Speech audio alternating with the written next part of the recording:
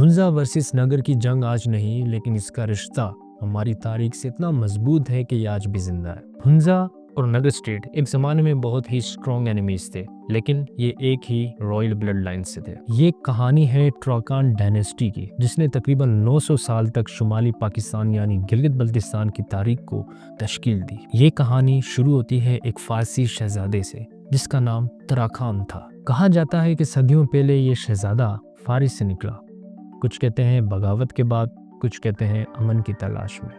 وہ central Asia کی پہاڑیوں سے گزرتے ہوئے بالآخر ہنزا کی وادیوں تک پہنچا۔ وہاں اس نے ایک مقامی شہزادی سے شادی کی اور ایک نئی شاہی نسل کی بنیاد رکھی۔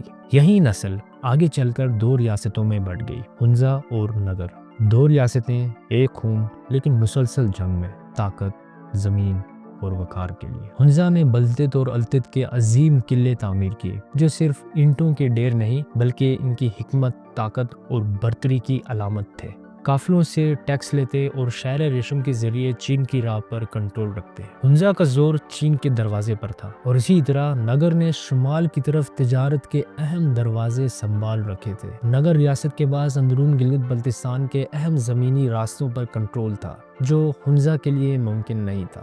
ہنزا کے حکمران مشہور تھے کہ وہ ریڈ اور حملہ کیا کرتے تھے بلتستان اور کشمیر کے مختلف علاقوں تک، جہاں سے وہ غلام اور چیزوں کو ضبط کر لیتے اور اپنی لوکل اکانومی کو بوسٹ کرتے۔ لیکن ان کارروائیوں نے بڑی سلطنتوں کی توجہ حاصل کی، پہلے ڈوگرا اور پھر برطانوی سلطنت۔ 1947 میں گلگت بلتستان میں انقلاب کا آغاز ہوا اور کرنل مرزا حسن خان کی سربراہی میں ڈوگرا راج کے خلاف بغاوت کا آغاز ہوا، اور اسی طرح ڈوگرا راج کی حکومت ختم ہو گئی۔ اس کے بعد ہنزا اور نگر اسٹیٹ نے پاکستان کے ساتھ الحاق کر لیا، لیکن ان کی شاہی حکومتیں 1970 تک قائم رہیں، جب ذوالفقار علی بھٹو نے اسے تحلیل کر دیا۔ یہ کہانیاں صرف ہسٹری نہیں ہے، یہ ایک آئیڈینٹی ہے، یہ ایک حوصلہ ہے، یہ آپ کے بھولے ہوئے پرائڈ کی ریفلیکشن ہے۔